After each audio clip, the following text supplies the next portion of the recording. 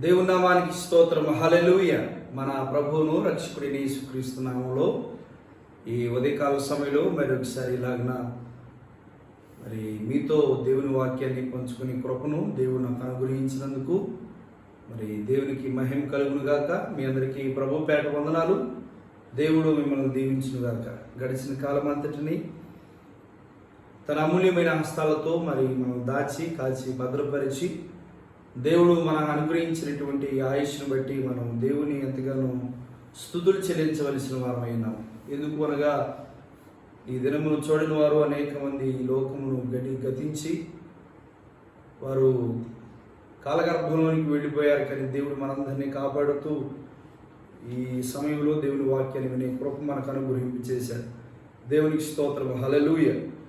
ఈ సమయంలో దేవుని వాక్యాన్ని మనం ధ్యానం చేసుకుందాం.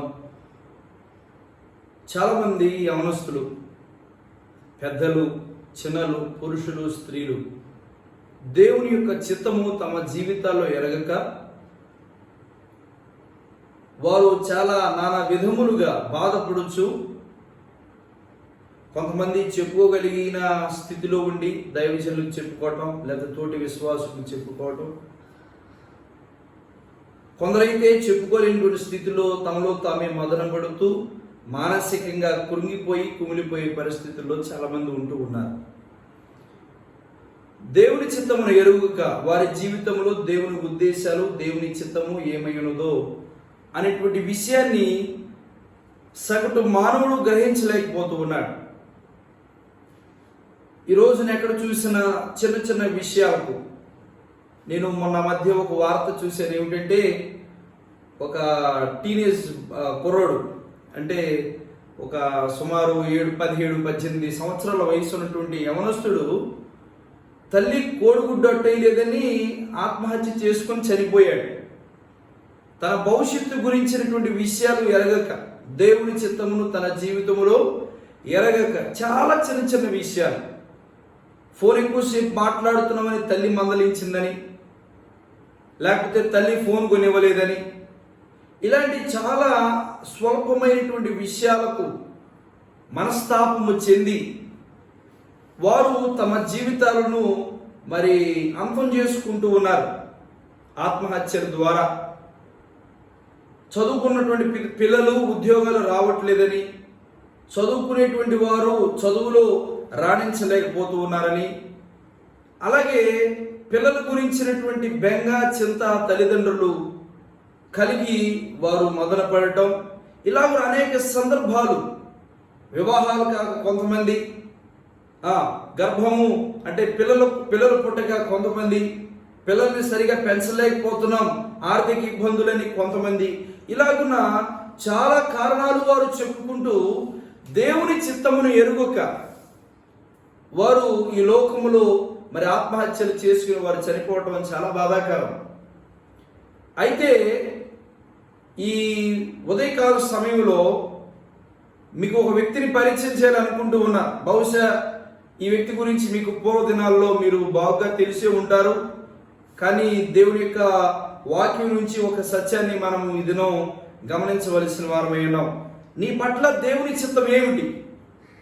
దేవుని చిత్తాన్ని ఎరగలుగుతున్నావా ప్రతిదినము అనేటువంటిది ఎవరికి వారుగా ఈ వాక్యం అనేటువంటి ప్రతి ఒక్కరు కూడా పరిశీలన చేసుకోవాలి.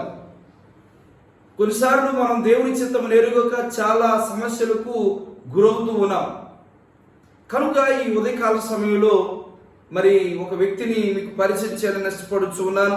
బైబిల్ గ్రంథంలో నుంచి ఆదికాండము 37వ అధ్యాయము, ఆదికాండము 37వ అధ్యాయము మొదటి 2 వచనాలు చదువుకుందాం. యాకోబు తన తండ్రి పరదేశవాసిగా ఉండిన కనాను దేశంలో నివసించెను. యాకోబు వంశావళి ఇది. యోసేపు 17 ఏండ్ల వాడై తన సహోదరులతో కూడా మందను మేపుచుండెను. అయితే చిన్నవాడై తన తండ్రి భార్య అయిన బిలహా కుమారుల యొద్దకు జిల్పా కుమారుల యొద్దను ఉండెను. అప్పుడు యోసేపు వారి చెడుతనము గూర్చిన సమాచారము వారి తండ్రి యొద్దకు తెచ్చుచుండువాడు. అలాగే 3వ వచనం, మరి యోసేపు ఇశ్రాయేలు వృద్ధాప్యమందు పుట్టిన కుమారుడు గనుక తన కుమారులందరికంటే ఎక్కువగా అతన్ని ప్రేమించి అతని కొరకు విచిత్రమైన నిలువుటంగి కుట్టించెను. 7వ వచనం, అదేమనగా మనము చేనులో పనులు కట్టుచుంటిమి, నా పన లేచి నిలుచుండగా మీ పనులు నా పనును చుట్టుకొని నా పనుకు నమస్కారము క్షమించండి సాష్టాంగపడినని చెప్పాను. 11వ వచనం, అతడు సహోదరులు అతని యందు అసూయపడిరి, అయితే అతని తండ్రి ఆ మాట జ్ఞాపకం ఉంచుకొనెను. దేవునికి స్తోత్రం, హల్లెలూయా. ఏమిటంట, అతని సహోదరులు అసూయపడ్డారు, అతని తండ్రి జ్ఞాపకం ఉంచుకున్నాడంట. ఈ విషయము యోసేపు, ఏం పేరు, యోసేపు అనేటువంటి వ్యక్తి జీవితంలో జరిగినటువంటి సంఘటన. యోసేపు ఇక్కడ మనము దేవుని వాక్యములో గమనించినట్టుగా తన తండ్రికి పుట్టినటువంటి కుమారుల్లో కనిష్కుడు, అంటే ఆఖరివాడు. తన సహోదరులతో పాటు తను కూడా మందను మేపుకుంటూ ఉండేవాడు. తన సహోదరులు మరి వారి చెడుతనాన్ని తండ్రి యొద్దకు మోసుకొని వచ్చేటువంటి వారు, ఇన్ఫార్మర్ లాగా చెప్తూ ఉండేటువంటి వాడు. అయితే అందరికన్నా ఆఖరిగా పుట్టినటువంటి వాడని తండ్రి తల్లుల చేత ఎక్కువగా ప్రేమించబడి గారాభంతో, ఇంకో మాటలో చెప్పాలంటే ఈ రోజుల్లో మనం గారాభం చేస్తాం చూసారు పిల్లలకి, అలాగున మంచి ముద్దుగా మంచి విచిత్రపు నిలువుటంగిని కుట్టించారు. అయితే తన సహోదరులు ఈ తమ్ముడైనటువంటి యోసేపును చూచి ఏం చేశారంటే అసూయపడ్డారు.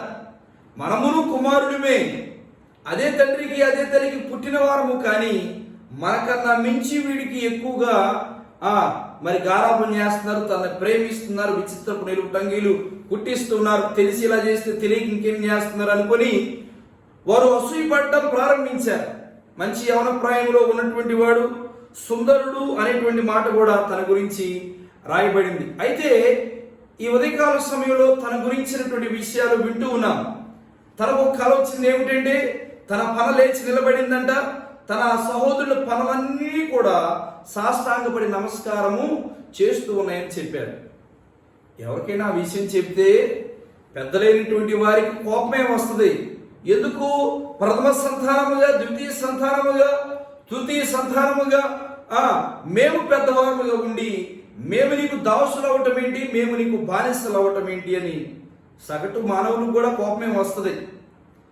ఎందుకు, పెద్దవాడే అధికారిగా ఉండాలి, చిన్నవాడు తగ్గి ఉండాలని లోకంలో ఒక నానుడి ఉన్నది. ఆ క్రమంలో ఈ అన్నలందరూ కలిసి యోసేపు మీద అసూయపడటం అప్పటి నుంచి ప్రారంభమైపోయింది. అయితే యోసేపును ఏం చేశారంటే చూడండి 14వ వచనంలో, అప్పుడు అతడు నీవు వెళ్ళి నీ సహోదరుల క్షేమమును మందక్షేమమును తెలుసుకుని నాకు వర్తమానం తెమ్మని అతనితో చెప్పి హెబ్రోను లోయలో నుండి అతన్ని పంపాను. అతడు పొలములో ఇటు అటు తిరుగుచుండగా ఒక మనుష్యుడు అతన్ని చూచి నీవేమి వెతుకుచున్నావని అతన్ని అడిగాను. అందుకు అతడు నేను నా సహోదరుని వెతుకుచున్నాను, వారెక్కడ మందను మేపుచున్నారో అది దయచేసి నాకు తెలుపుమని అడిగాను. అందుకు ఆ మనుష్యుడు ఇక్కడి నుంచి వారు సాగి వెళ్ళిపోయారు అని చెప్పి వారు సమాధానం చెప్తూ ఉన్నారు. వారి సహోదరుల జాడ కొరకు తన తండ్రి పంపించాడు. అసలు వారు ఎలా ఉన్నారు, యోగక్షేమాలు తెలుసుకొని మందలు ఎలా మేపుతున్నారు, మందలన్నీ క్షేమంగా ఉన్నాయా లేవా అని కనుక్కోవడానికి పంపించారు. అయితే అక్కడికి వెళ్ళేసరికి వారి సహోదరులు కనుమరుగయ్యారు.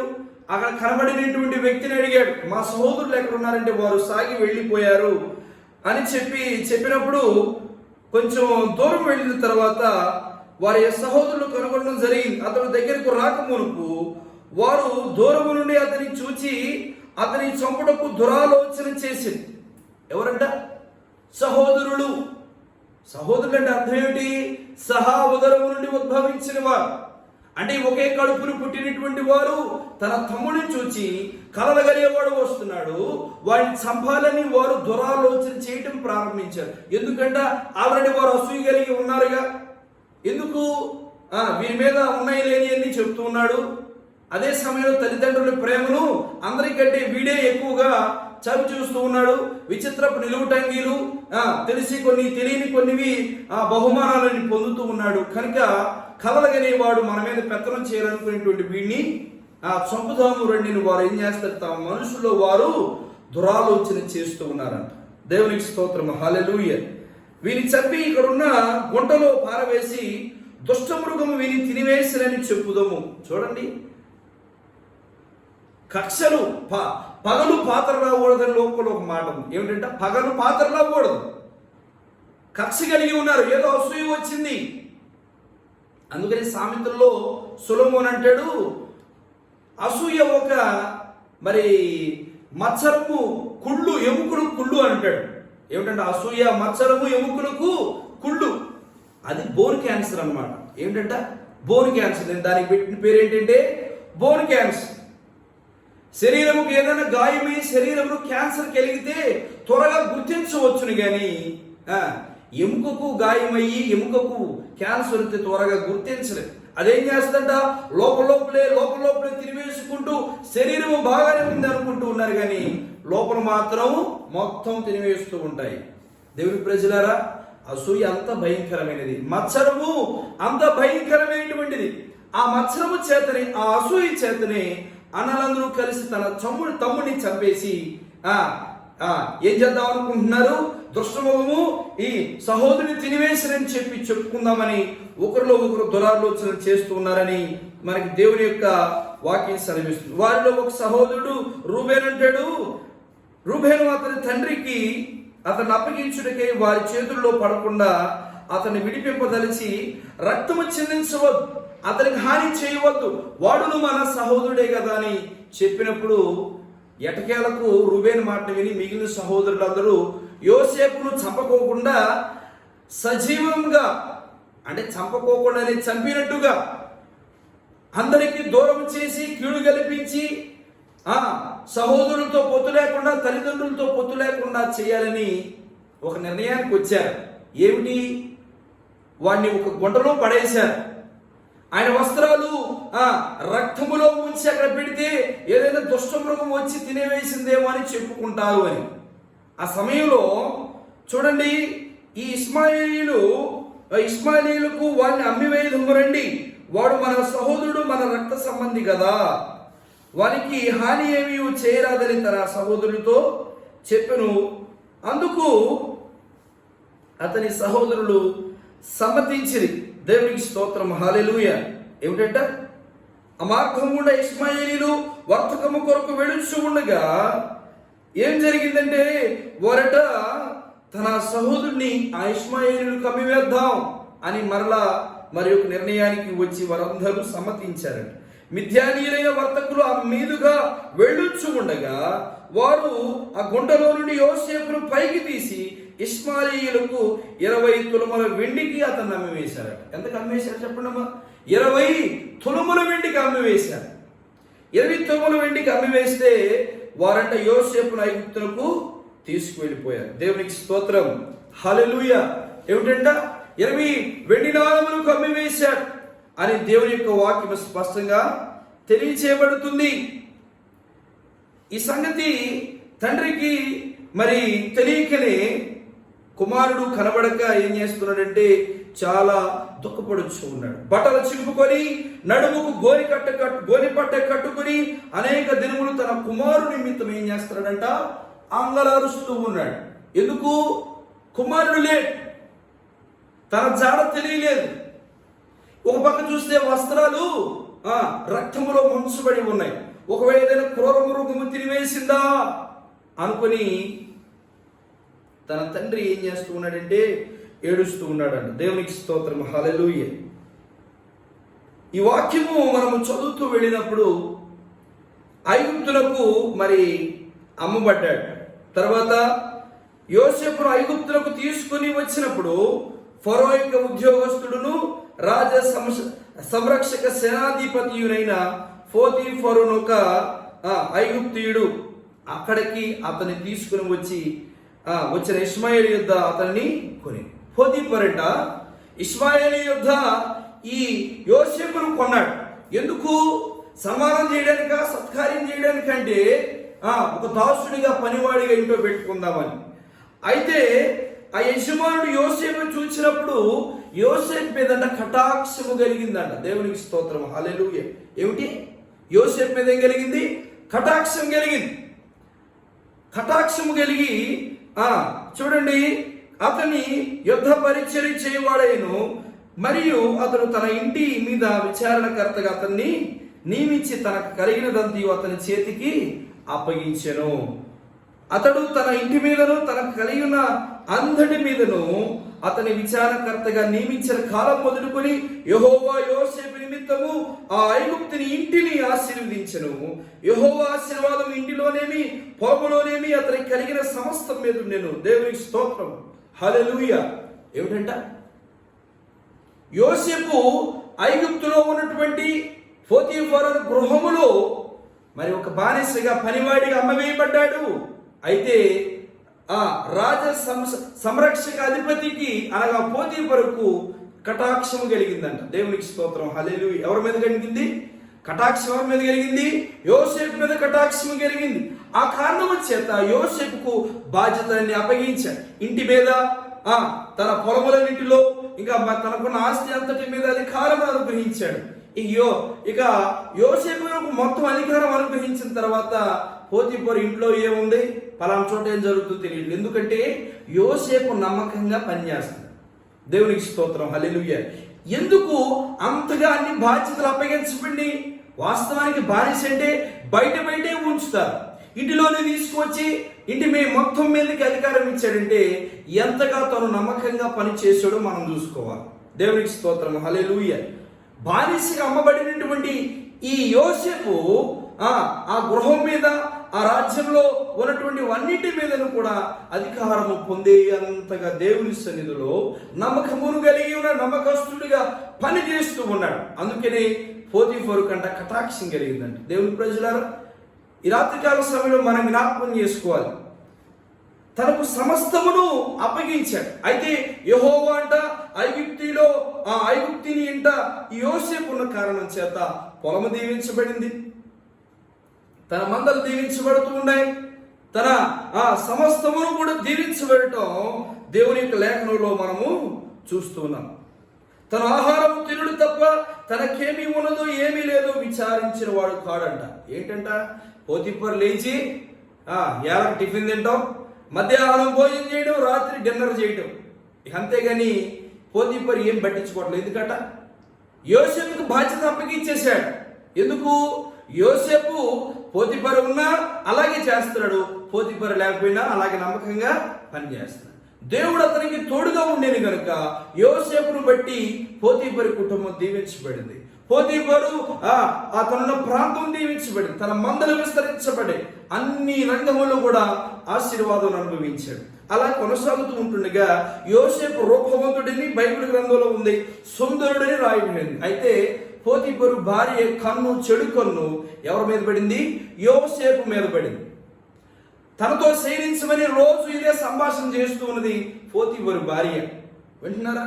పోతీఫరు భార్య తనతో శయనించమని, వ్యభిచరించమని రోజు కూడా ఇలాగే శోధిస్తూ ఉంటే, ఒకరోజు మాటలు కొనసాగిస్తూ ఉండగా ఒకరోజు ఏం చేసిందంటే, ఈ విషయాన్ని తనతో మాట్లాడుతున్నప్పుడు అతడు ఒప్పక ఏం చేశాడంటే తన చక్కని ఒక మంచి మాట, ఏమంటే అన్ని నాకు అప్పగించాడు, అన్ని బాధ్యతలు అప్పగించబడి నిన్ను తప్ప అని అంటాడు. దేవునికి స్తోత్రం, హల్లెలూయా. ఏమిటంట? నిన్ను తప్ప నాకు అన్నిటినీ కూడా నాకు అప్పగించాడు, కాబట్టి నేనెట్లు ఇంత ఘోరమైన దుష్కార్యము చేసి దేవునికి విరోధముగా పాపం కట్టుకుందనని అతని యజమానుని భార్యతో అని. దేవునికి స్తోత్రం, హల్లెలూయా. ఎంత వరాల మాట చూడండి, ఎంత గొప్ప విశేషమైనటువంటి సమాధానం చెప్పాడో చూడండి. అదే నువ్వైతే, అదే మరి ఒకరైతే, ఆ స్థానంలో ఒకవేళ మనమే ఉంటే ఏం చేస్తారు? సుందరుడు మంచి స్థాయిలో ఉన్నటువంటి ఆ పోతీఫరు భార్య శయనించబడింది, కానీ ధనముకో, బంగారముకో, ఆస్తికో, లేకపోతే మరి ఒక దానికి పదవి కాంక్ష కలిగిన వాడే ఆ భార్యతో శయనించలేదు. కానీ సర్వ సృష్టికర్త చూస్తూ ఉన్నాడు. తనకు అప్పగించబడినటువంటి పనిలో నమ్మకంగా ఉండాలి అనేటువంటి ఒక విషయం మాత్రమే తెలుసు ఆయనకి. దేవుని సన్నిధిలో యథార్థవంతుడు, ప్రార్థించే అనుభవం కలిగిన వాడు, దేవుని సహాయమును దేవుని కృపను నిరంతరము అనుభవించేవాడు. అందుకని చాలా పర్యాయాలు ఆయన గురించి రాయబడిన విషయం ఏంటంటే, దేవుడు అతనికి తోడై ఉండెను గనుక, దేవుడు యోసేపుకు తోడై ఉండెను గనుక అనేటువంటి విషయాలు చాలాసార్లు రాయబడింది. ఎందుకంటే దేవుడు ఎందుకు తోడుగా ఉన్నాడు యోసేపుకి? అయ్యా, దేవుడు నాకు పట్టించుకోవట్లేదయ్యా, దేవుడు నా ప్రార్థన ఆలకించట్లేదయ్యా. బైబిల్ గ్రంథం ఉండి దైవజనులు, మాలాంటి దైవజనులు వాక్యాలు చెప్పినా సరిచేసుకుని బ్రతుకులు ఈ రోజుల్లో. ఏమా, వాక్యము ఇంతగా విరివిగా ప్రకటించబడుతున్న తమ జీవితాలను సరిచేసుకున్నటువంటి ఆ వ్యక్తిత్వాలు. దేవుని ప్రజల, యోసేపుకు దైవ వాక్యమును బోధించేటువంటి ప్రవక్తలు కానీ, పరిశుద్ధులు కానీ, దైవజనులు కానీ ఉన్నారా? మంచి చెడులు చెప్పేటువంటి తల్లిదండ్రులు ఉన్నారా? తనకు తల్లి గర్భంలో సహోదరత్వాన్ని సంపాదించి పుట్టినటువంటి సహోదరులు ఎవరైనా ఉన్నారా? ఎవ్వరూ లేరు. ఒక అనాథగా, ఒక ఒంటరివాడిగా తన జీవితాన్ని కొనసాగిస్తున్నాడు. తన చిత్తం ఏంటి? దేవుడి చిత్తం తన జీవితంలో ఏంటి? తన భవిష్యత్తులో ఏం జరగబోతుంది అనేటువంటి విషయాన్ని కూర్చొని చేతులు ముడుచుకొని భయపడట్లేదు. తన జీవితంలోనికి ఏది అనుమతించబడుతుందో అన్నిటినీ అనుమతిస్తూ అనుభవిస్తూ ముందుకు కొనసాగుతూ ఉన్నాడు. దేవునికి స్తోత్రం, హల్లెలూయా. దేవుని ప్రజలారా, కొన్నిసార్లు మన జీవితంలో కొన్ని సందర్భాలను, కొన్ని పరిస్థితులను దేవుడు మన జీవితంలోకి అనుమతిస్తాడు. ఎందుకు? ఒకవేళ యోసేపు గారి తన సహోదరులతో పాటు ఉంటే ఎప్పటికీ మందరం మేపుకునేవాడు. కానీ యోసేపు మందరం మేపుకోవడం దేవుని చిత్తం కాదు. ఏమిటంట? దేవుని చిత్తంలో ఒక గొప్ప స్థానంలో ఉండవలసినటువంటిది అనేటువంటి విషయము దేవునికి తెలుసు. అందుకనే ఏం చేస్తున్నాడు? ఒక్కొక్కరిని వేరు చేస్తూ వస్తున్నాడు. కొన్నిసార్లు మనకు తెలియకోకుండానే కొన్ని సంఘటనలు మన జీవితంలో జరుగుతుంటాయి. అందుకని జాన్ బన్యన్ అనేటువంటి ఒక గొప్ప దైవజనుడు ఒక మాట అన్నాడు. ఏమిటంటే, దేవుడు అంటే శ్రమల ద్వారా పొట్టును స్వచ్ఛమైన గింజలు వేరు చేస్తాడంట. కొన్నిసార్లు శ్రమలు వస్తాయి, కొన్నిసార్లు శోధనలు కలుగుతాయి, వ్యాధులు వస్తాయి, బాధలు కలుగుతాయి. అయినంత మాత్రాన దేవుడు నన్ను శోధించేశాడని చాలాసార్లు మనం దేవుణ్ణి నానా రకాలుగా చెడు మాటలు మాట్లాడుతూ అవమానిస్తూ ఉంటాం, దేవుని కించపరుస్తూ ఉంటాం. ఎందుకు అనుమతించబడింది నా జీవితంలో అనేటువంటి ప్రశ్న ప్రతి ఒక్కరికి రావాలి. దేవుడు అనుమతించాడు, గుంటలో పడవేయబడ్డాడు. దేవుడే తోడుగా ఉంటే యోసేపు గుంటలో ఎందుకు పడాలంట అని కొంతమంది అంటూ ఉంటారు. అనుభవం తప్పనిసరిగా అవసరం. బానిసగా ఇస్మాయిల్ చేత ఐగుప్తులోనికి అమ్మబడటం తనకు అనుభవం అవసరం. పోతీఫరు చేతిలో అవమానం పొందడం అవసరం. ఈ పాపం చేయడానికి వచ్చాడు, నన్ను ఇట్లా చేయడానికి అవమానపరచడని మరి తెలియబడినప్పుడు వాస్తవానికి చేశాడా? పారిపోయాడంట. పాపం చేయాల్సిన పరిస్థితి వచ్చినప్పుడు పారిపోయాడు. పరిశుద్ధుడు, ఆ అనుభవం కలిగినటువంటి వాడు. ఎక్కడ వేయబడ్డాడు? చెరసాల వేయబడ్డాడు. చెరసాల వేయబడినా నమ్మకంగా ఉన్నాడు. దేవుడు అతనికి తోడుగా ఉన్నాడు. ఎక్కడంట? చెరసాల్లో తోడుగా ఉన్నాడు. గుండెలో పొడవేయబడినప్పుడు తోడుగా ఉన్నాడు. అన్నలు అసూయ పడినప్పుడు తోడుగానే ఉన్నాడు. శత్రువులకు అమ్మబడినప్పుడు తోడుగానే ఉన్నాడు. బానిసగా పంపబడినప్పుడు తోడుగానే ఉన్నాడు. దేవుడు అన్ని సందర్భాలు దేవుడు తోడుగానే ఉన్నాడు. ఎందుకో తెలుసా? దేవుడు ఏదో నా జీవితంలో గొప్ప కార్యము జరిగించబోతున్నాడని యోసేపు నమ్మాడు. దేవునికి స్తోత్రం, హల్లెలూయా. ఉదయకాల సమయం నీవు నమ్మగలవా? దేవుడు ఏదో గొప్ప కార్యము నా జీవితంలో జరిగించబోతున్నాడు, ఉన్నత స్థితికి నన్ను నడిపించబోతున్నాడు కనుకనే ఇలా అన్ని మార్గముల గుండా, అన్ని పరిస్థితుల గుండా, అన్ని అనుభవాల గుండా దేవుడు నన్ను నడిపిస్తున్నాడు అనేటువంటి విషయాన్ని యోసేపు పెరిగాడు. నీవెరగాలి. ఎందుకు నాకే జరుగుతుంది, నీకెందుకు జరుగుతుందో అడుగు దేవుణ్ణి. యోసేపు ఎవరో హెచ్చరించేవారు లేకపోయినా దేవుని సన్నిధి తను సరి చేసుకునే అనుభవం ఉంది. పరిశుద్ధంగా బ్రతికే అనుభవం ఉంది. దేవుని మీద ఆధారపడే అనుభవం ఉంది. దేవుని చిత్తమును చేయాలన్న అనుభవం కలిగి ఉన్నాడు యోసేపు. మరి మన పరిస్థితి ఏంటి? మన స్థితి ఏమిటి? ఒక చిన్న బాధ కలిగితే ఓ మాయదారి దేవుడు నన్ను ఎట్ట చేశాడని చెప్పేసి మాట్లాడుతూ ఉంటాం. చాలాసార్లు మనము చాలా విధములుగా దేవుణ్ణి అవమానిస్తూ ఉంటాము. అందుకని లోకంలో ఒక నాలుగు ఉంది ఏంటంటే, నాలుకకు నరం లేదంట. ఏమి లేదంట? నాలుకకు నరం లేదు. నరం లేదని ఇష్టం వచ్చినట్టు మాట్లాడడానికి లేదు. చిక్కం పెట్టుకోవాలి. మనం మాట్లాడేటప్పుడు చిక్కం ఉండాలి. ఏం మాట్లాడుతున్నాం? కొన్నిసార్లు మనం మాట్లాడే మాటలు కూడా మన భవిష్యత్తులో దేవుని ఆశీర్వాదం పోగొట్టుకునే విధంగా చేస్తాం. తన జీవితంలో దేవుడి చిత్తంలో తెలుసుకుంటూ ఉన్నాడు. ఎలా? తన వెళుతున్న శ్రమల మార్గం గుండా, తన వెళుతున్న పరిస్థితులు గుండా అవమానాలు వచ్చినాయి. అసూయ కలిగారు అన్నదమ్ములు. విన్నారా? తల్లిదండ్రుల నుంచి దూరం అయిపోయాడు. ఒంటరి బ్రతుకుతున్నాడు. ఎవరు దగ్గర లేరు. ఇలాంటి భయంకరమైన పరిస్థితుల మధ్య ఉన్న ఇంకొకటి పిరిగోడైతే ఏం చేసేవాడు? దేవుని చిత్తం తెలుసుకోకుండా నాకేదో జరుగుతుంది అనుకునేటువంటి వాడు ఏం చేస్తాడంటే అప్పుడు ఉరేసుకుని చచ్చిపోతాడు. అదే కదా జరుగుతుంది లోకంలో. అమ్మ మాట్లాడలేదు, ఉరేసుకుని చచ్చిపోవడం. సహోదరుడి మాట అన్నాడని ఆత్మహత్య చేసుకోవడం, లేదా ఇంట్లో నుంచి వెళ్ళిపోవడం. ఇన్ని సందర్భాలు మనం రోజు వింటూ ఉన్నాం. ఎంత బాధాకరం. ప్రియమైన అవనస్తులారా, దేవుని బిడ్డలారా, ఈ వాక్యం వినేటువంటి మీరు దేవుని చిత్తమని ఎరగవలసిన అవసరం ఉంది. ప్రతిదినము దేవుని చిత్తం ఎరగటం మనకు ఎంతో ఆశీర్వాదకరమైనటువంటిది. దేవునికి స్తోత్రం. హల్లెలూయా.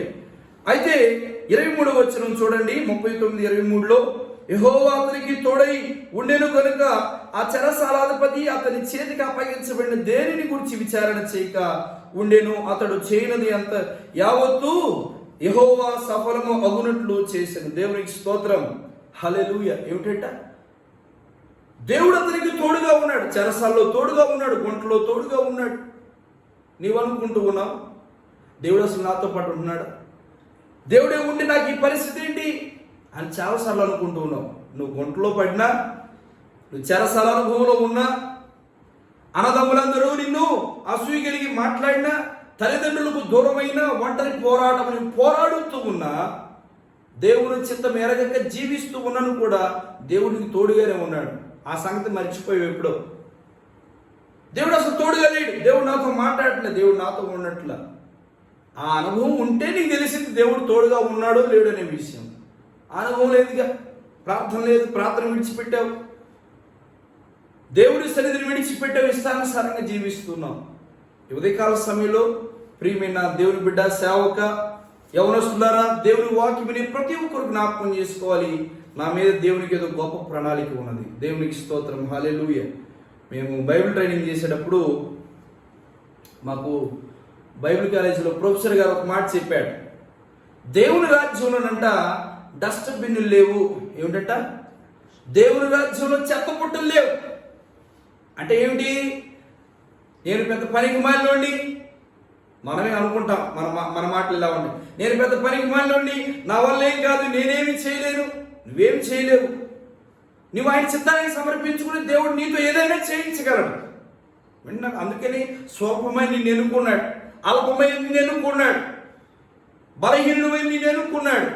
నీవేమి చేయలేవు, నీ వల్ల ఏమి కాదు. కానీ నీ వల్ల ఏమి కాదని నువ్వు అనుకుంటున్నావు చూసా, అలాంటి నీ ద్వారా దేవుడు గొప్ప కార్యం చేయాలనుకుంటూ ఉన్నాడు. దేవునికి స్తోత్రం. హల్లెలూయా. ఇప్పుడంట నువ్వు దేవుని చిత్తానికి సమర్పించుకున్నావు. నీ చిత్తము దేవుని చిత్తానికి సమర్పించబడినప్పుడు. దేవుని ప్రజలారా, ఈ ఉదయకాల సమయంలో మనము దేవుని సన్నిధిలో జ్ఞాపకము చేసుకోవలసినటువంటి అవసరత ఎంతైనా ఉన్నదని ఈ ఉదయకాల సమయంలో నేను మీకు మనవి చేస్తున్నాను. దేవునికి స్తోత్రం. హల్లెలూయా. ఈ వాక్యమును చదువుకుంటూ వెళితే యోసేపును దేవుడు గొప్ప స్థితికి నడిపించాడు. ఏమిటంట? గొప్ప స్థితికి నడిపించాడు. ప్రధానిగా చేసే దేశమునికి తన జీవితం ఏంటి? మందగాసుకునేవాడు. అక్కడి నుంచి అందరి చేత మోసగించబడి గుడ్డలో పడవేయబడిన వాడు. తర్వాత మరి పోతీఫరు ఇంటిలో బానిసగా అమ్మబడిన వాడు, తర్వాత శోధించబడిన వాడు, తర్వాత చెరసాలలో వేయబడిన వాడు. ఏ పరిస్థితి గుండా వెళ్ళినా, అన్ని పరిస్థితులు గుండా కొన్ని అనుభవాలు నేర్చుకుంటూ తన బ్రతుకుని సరి చేసుకుంటూ, ఇంకా లోపం ఏమైనా ఉంటే సరి చేసుకుంటూ దేవుడు తన చిత్తము కొరకు, తన జీవితంలో జరిగే విషయాల కొరకు ఎదురు చూస్తూ దేవుని కొరకు నిలిచినటువంటి వ్యక్తి యోసేపు. దేవునికి స్తోత్రం, హల్లెలూయా. అందుకనే దేవుడు యోసేపును ఆ గొప్ప స్థితిలో ఉంచాడు.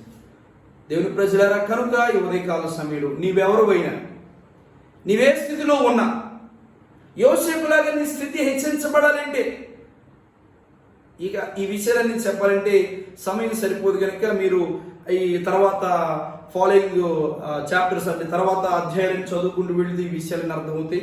నేను క్లుప్తంగా కొన్ని విషయాలు నేను మీకు తెలియజేస్తూ ఉన్నాను.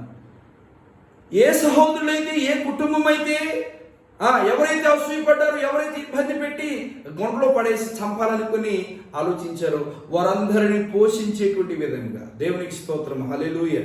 ఎవరిని? వారందరినీ. తన బ్రతికేంటి? ముందు పోయి వెనకాల నుయ్యనట్టుగా ఉంది. అయినా కానీ అన్ని పరిస్థితుల్లో మంచి విషయాలు నేర్చుకుంటూ, ఏమైనా చెడుగు ఉంటే వాటి నుంచి విడుదల పొందుతూ తను సరి చేసుకున్నవాడు. అందుకని దేవుడు ప్రతి సమయంలో యోసేపు తోడుగా ఉన్నాడు. ఈ ఉదయం వాక్యం అనేటువంటి నీకు తోడుగా ఉన్నాడు, నీ కుటుంబానికి తోడుగా ఉన్నాడు. నీ కుటుంబం పట్ల దేవునికి ఒక ఉద్దేశం ఉంది, నీ పట్ల దేవునికి ఒక ఉద్దేశం ఉంది.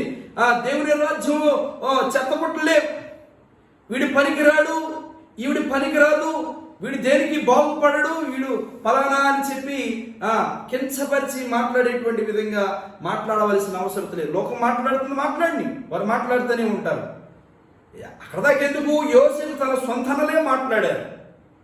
కొన్నిసార్లు అలాంటి శోధన మన ఇంట్లో నుంచి వస్తుంది, మన సమాజం నుంచి వస్తుంది, మన బంధువుల దగ్గర నుంచి వస్తుంది, మన సంఘంలో ఉన్న వారి ద్వారా నుంచి వస్తుంది. ఇక రకరకాల వ్యక్తుల ద్వారా ఇలాంటి శోధనలు వస్తుంది. ఇవన్నీ సహజమే. అయితే దేవుడు వీటన్నిటిని ఎందుకు అనుమతించాడో, ఎన్ని శోధనలు అనుభవిస్తున్నావో, దేవుడు ఎన్నింటిని అనుమతిస్తున్నాడో వాటన్నిటిలో మన విశ్వాసమును కాపాడుకుంటూ, మనం దేవుని చిత్తాన్ని తెలుసుకుంటూ, దేవుని సన్నిధిలో ప్రార్థన చేసుకుంటూ, దేవుడు అప్పగించబడిన పనిని చేస్తూ నమ్మకంగా ఉంటే దేవుడు ఆ పనిని ఆశీర్వదించి, దేవుడు నిన్ను ఏదైతే గొప్ప స్థాయిలో ఉంచాలని దేవుడు ఇష్టపడ్డాడో ఆ స్థితికి నడిపించడానికి దేవుడు ఇష్టపడుతున్నాడు. దేవునికి స్తోత్రం, హల్లెలూయా. కనుక ఈ ఉదయకాల సమయంలో మనం జ్ఞాపకం చేసుకోవాల్సినటువంటి విషయం, యోసేపును దేవుడు బహుగా ఆశీర్వదించాడు. దేవుని ప్రజలారా, ఈ ఉదయకాల సమయంలో మనం జ్ఞాపకం చేసుకోవాలి. అందుకని యోసేపు గురించి తర్వాత తన తండ్రి, తన సహోదరులు ఎరిగారు తన సహోదరుని గురించిన విషయాలు. తన తండ్రి ఆఖరులో అంటాడు, యోసేపు ఫలించడి కొమ్మ. ఏమిటంట? యోసేపు ఫలించడి కొమ్మ. దేవునికి స్తోత్రం, హల్లెలూయా. ఎక్కడంటమ్మా? నీటి ఓట యొద్ద ఫలించడి కొమ్మ. కనుక దేవుని సన్నిధిలో మనము జ్ఞాపకం చేసుకోవాల్సినటువంటి వారమై ఉన్నాం. ఆహారమును పెట్టేటువంటి వారిగా, ధాన్యము వారికి అందించేటువంటి విధముగా యోసేపును దేవుడు దీవించాడు. వింటున్నారా? లోకమంతటి కరువు వచ్చింది, యోసేపు దగ్గరే ఆహారం ఉంది. తన సహోదరుల దగ్గర లేదు, మరి ఎవరి దగ్గర లేదు. ఖచ్చితంగా ఎవరి దగ్గరికి వెళ్ళి? యోసేపు దగ్గరికే వెళ్ళాలి. యోసేపు ఫలానా అని వారు మర్చిపోయారు. ఎందుకు? ఎప్పుడో చచ్చిపోయి ఉంటాడులే అని అనుకున్నారు. నీ పరిస్థితులు నిన్ను చంపేసే విధముగా ఉండొచ్చును, కానీ దేవుడు జీవము కలిగిన వాడు కనుక నిన్ను జీవింప చేస్తాడు. దేవునికి స్తోత్రం, హల్లెలూయా. మరణకరమైన పరిస్థితులైనా, ఒంటరికరమైన పరిస్థితులైనా, అందరూ విడిచిపెట్టినటువంటి సమయాలు, అసూయ పడిన, చెరసాల్లో ఉన్న, గుంటలో పడవేయబడిన, లోకంలో శోధించబడి ఏ స్థితిలో ఉన్నా దేవునికి తోడుగా ఉన్నాడు. ఎందుకంటే నేను ఒక గొప్ప స్థితిలో చూడాలనుకుంటున్నాడు. ఆయన ఉద్దేశించిన ఉద్దేశములో నీవు ఉండాలని, ఆయన ఉద్దేశించిన ఉద్దేశానుసారంగా నీవు జీవించాలని దేవుడు నిన్ను గురించి ఇష్టపడుతున్నాడు. నీవు కూడా అలా ఇష్టపడి దేవుని చిత్తానికి నీ చిత్తాన్ని కలిపితే ఉన్నారా, నీ మనసు దేవుని చిత్తానికి కేంద్రీకరిస్తే దేవుడు అద్భుతంగా ఎలాగున దేవుడు నిన్ను దీవించాలనుకున్నాడో, ఏ స్థితిలో నేను చూడాలనుకుంటున్నాడో తప్పక ఆ స్థితికి నువ్వు వెళ్ళగలవు. అనేకులకు మాదిరికరంగా, అనేకులకు ఆశీర్వాదకరంగా, అనేకులను పోషించే కుటుంబంగా దేవుడు నేను చేస్తాడు. దేవునికి స్తోత్రం, హల్లెలూయా. కనుక శ్రమల ద్వారా, శోధనలు, ఇబ్బందులు, బలహీనతలు అనేకములు వస్తూ ఉంటాయి. వాటన్నిటిలో నుంచి దేవుని చిత్తమును ఎరిగి దేవుని చిత్తమును సమర్పించుకొని దేవుడు ఏదైతే మన జీవితాల్లో ఉద్దేశించాడో వాటిని ఎరుగుదాం. తద్వారా దేవుని చిత్తమును ఎరిగి మన జీవితంలో ఆ స్థాయికి వెళ్ళి అనేకులకు, వింటున్నారా, ఆశను కోల్పోయి నిరాశలో బ్రతుకుచున్నా ఒకరోజు నీవే స్థితిలో ఉన్నావో అలాంటి స్థితిలో ఉన్నటువంటి వారికి దేవుడు నిన్ను ఆశీర్వాదకరంగా చేయబోతున్నాడు. దేవునికి స్తోత్రం, హల్లెలూయా. ఈ ఉదయము ఈ మాట నీవు నమ్మి విశ్వసించి నీ మనస్సును దేవుని మనస్సుతో, నీ చిత్తమును, నీ ఆలోచనలు దేవుని చిత్తముతో నీవు కేంద్రీకరించి దేవుని సన్నిధిలో ప్రార్థించినప్పుడు, విశ్వాసము కలిగి ఉన్నప్పుడు తప్పక నిన్ను ఆ స్థితిలో దేవుడు ఉంచుతాడు. దేవుడు ఏదైతే ఉద్దేశించాడో ఆ స్థితిలో, ఆ స్థాయిని నిన్ను ఉంచుతాడు. అటువంటి కృప దేవుడు ఈ యొక్క ఉదయకాల సమయంలో ప్రతి ఒక్కరికి కూడిన మనందరికీ, ఎవరైతే మరి యూట్యూబ్ ఛానల్ ద్వారా దేవుని వాక్యం వింటున్నారో వారందరికీ దేవుని కృప తోడుగా ఉండి, యోసేపులాగా అన్ని పరిస్థితుల్లో దేవుడు మీకు తోడుగా ఉండి, యోసేపులాగా దేవుడు మిమ్మల్ని ఉన్నత స్థితికి నడిపించును గాక. అట్టి కృప దేవుడు మనందరికీ దయచేను గాక. ప్రార్థన చేసుకుందాం. ఈ సమయంలో మహోన్నతుడా, సర్వాధికారి, మీ పరిశుద్ధ నామానికి స్తోత్రాలు చెల్లిస్తున్నాం. ఈ ఉదయకాల సమయంలో మీరు మాతో మాట్లాడి మాటల కొరకై స్తుతులు చెల్లిస్తున్నాం. మా ప్రభువా, మా దేవ, యోసేపును మా ముందు ఉంచావు. యోసేపు జీవితం చాలా మలుపులు గుండా వెళ్ళింది. అన్ని మలుపుల్లో నమ్మకంగా ఉన్నాడు. నీవు యోసేపుకు తోడుగా ఉన్నావు. అందరూ అసూయపడ్డారు. అందుకనే మా ప్రభు యోసేపు ఆఖరిలో అంటాడు, మీరు నాకు కీడు చేయ ఉద్దేశించింది కానీ నేటి దినమున జరుగుతున్నట్టుగా దేవుడు నన్ను మేలు కొరకే ఉద్దేశించారని మంచి మాట మాట్లాడాడు. ప్రభు నిజమే, అందరూ కీడు చేయ ఉద్దేశించారు, మరణించే విధంగా చేయాలని చేశారు. చంపాలని ఆలోచించి దురుపాయాలు పన్నారు, చెడు ఆలోచించి అసూయ కలిగారు. ఎన్ని పరిస్థితులు తన జీవితంలోకి వచ్చినా మీరు అతనికి తోడుగా ఉన్నావు ప్రభువా. ఈ ఉదయకాల సమయంలో ఎవరు ఏ పరిస్థితిలో ఉన్నారో, ఎవరు ఏ ఇబ్బందుల్లో ఒంటరి పోరాడుతున్న వాళ్ళేం కాదు, అసలు నా బ్రతికేంటి ఇలా అయిపోతుందని ఎంతైతే బాధపడుచున్నారో వారందరికీ తోడుగా ఉండండి ఆయన. వారి మీద కృప యేసు నామములో కృమ్మరించబడును గాక ప్రార్థన చేస్తున్నాం. వారిని ఆదరించి వారిని బలపరచు ప్రభువా. వారు ఉన్న పరిస్థితులు నమ్మకంగా ఉంటూ నీ మీద ఆధారపడుతూ వారి ఆలోచన, వారి చిత్తమును నీ చిత్తముతో పెనవేసి ప్రభువా, నీ చిత్తమును వారి జీవితాల్లో ఏమైనదో వారు ఎరిగి అలాగ ముందు కొనసాగే కృప దయచేయి. యోసేపు ఫలించడు కొమ్మ, ఓట యుద్ధ ఫలించడు కొమ్మని యోసేపుని గురించి తన తండ్రి ప్రవచించాడు ప్రభువా. అలాగే నీ బిడ్డలు కూడా ఫలించే అనుభవంలో ఉండే విధముగా, యోసేపులాగా దీవించబడే విధముగా, యోసేపులకు గొప్ప స్థితిలో ఉండే విధంగా సహాయించి, పాపమునకు అవకాశం వచ్చినప్పుడు యోసేపులాగా పారిపోయే విధంగా చేయి ప్రభువా. అన్ని బాధ్యతలు అప్పగించబడినా ఉన్న యజమానులు ఉన్నా లేకపోయినా నమ్మకంగా యోసేపు ఉన్నట్టు నీ బిడ్డలు కూడా అలా నమ్మకంగా ఉండే కృప దయచి, ఎలాంటి పరిస్థితుల్లోనికి వెళ్ళినా, గుంటల్లోకి వెళ్ళినా, చెరసాల్లో వెళ్ళినా యోసేపుకు తోడైనట్టు నీ బిడ్డలకు తోడుగా ఉండండి. ఒంటరి పోరాటం చేస్తున్న నీ బిడ్డలకు తోడుగా ఉండండి. వారి పరిస్థితులు మార్చండి, అభివృద్ధి చేయండి, ఆశీర్వదించండి. దేవవారు ఏ విషయాల్లో మదన పడుచు మానసికంగా కృంగిపోతున్నారు, యేసు నామములో అట్టి నీ ప్రజలకు విడుదల కలుగును గాక. యేసు నామములో మీ చిత్తము వారు తెలుసుకొందురు గాక అని ప్రార్థన చేస్తున్నాను. ప్రభువా, ఉదయకాల సమయం బిడ్డలందరిని ఆశీర్వదించున్నాను.